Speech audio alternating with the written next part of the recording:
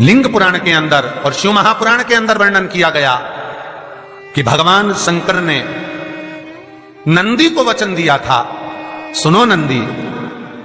शंकर भगवान से नंदी कहता है हमारा भरण पोषण कैसे हो। शंकर भगवान कहते हैं नंदी मेरे शिवलिंग पर यदि, कई लोगों को थोड़ा ध्यान दीजिएगा, बहुत कथा पर बहुत ध्यान देना, शिव महापुराण की कथा है, बार बार ऐसी कथा नहीं मिल सकती आपको।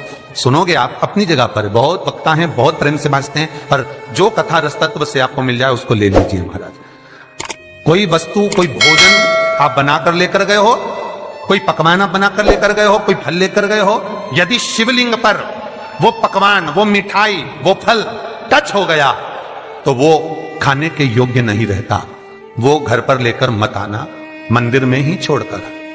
यदि भोजन, पकवान, मिठाई, शिवलिंग यहां पर है और भोजन का भोग तुमने इतनी दूर से लगाया है, फल इतनी दूर रखा है, वो शिवलिंग पर टच नहीं करा गया है, तो उस प्रसाद को, उस फल को आप पा सकते हो, उसको खा सकते हो। पर जो शिवलिंग पर टच हो गया फिर वो केवल नंदी, श्रृंगी, भृंगी, प्रेतों का, भूतों का, आहूतों का भाग होता है। प्रेत, भूत, आहूतों का, वो फिर खाने योग्य नहीं है। हां, यदि नर्मदेश्वर महादेव हैं, नर्मदा जी के जल से कोई शिवलिंग प्रकट हुआ है, नर्मदा जी के जल से, कोई कंकर से, नर्मदा के जल से अगर कोई शिवलिंग प्रकट हुआ है, उस शिवलिंग की स्थापना कहीं पर है या आपके घर में है, तो उसको कुछ भी टच हो जाए वो पा सकते हो, पर बाकी के शिवलिंग को स्पर्श किया हुआ नहीं पा सकते। केवल एक नर्मदेश्वर महादेव नर्मदा के जल से प्रकट हुए।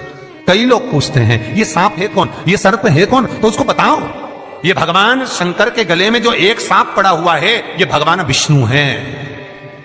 और शंकर भगवान के सिर पर जो जटा में सांप दिखता है, वो हाथ में सांप बंधे रहते हैं, वो दो हाथों में, कमर पर, सिर पर, केशों पर जो सांप 5 नजर आते हैं वो, तो बताओ ये शंकर भगवान की 5 लड़कियां हैं, जया, विषहरा, शामली बारी, दो तली और देव। ये 5 लड़कियां भगवान शंकर के इर्द गिर्द घूमती हैं, आसपास भ्रमण करती हैं, सभी ये शिव की बेटियां भगवान शंकर के साथ भ्रमण करती हैं। 5 जया, विषहरा, शामली बारी, दो तली और देव, ये जो 5 पुत्रियां थी शंकर भगवान की, ये वासुकी को दी गई थी महाराज, क्योंकि ये सर्प की योनि में थी, इसलिए ये वासुकी नाग को प्रदान करी गई थी। वासुकी नाग कौन सा? जिसने मंथन कराया। वासुकी नाग कौन सा? जिसके फण पर पूर्ण पृथ्वी विराजमान है। वासुकी नाग कौन सा? जो निरंतर देवताओं के हित के लिए कार्य करता रहता है।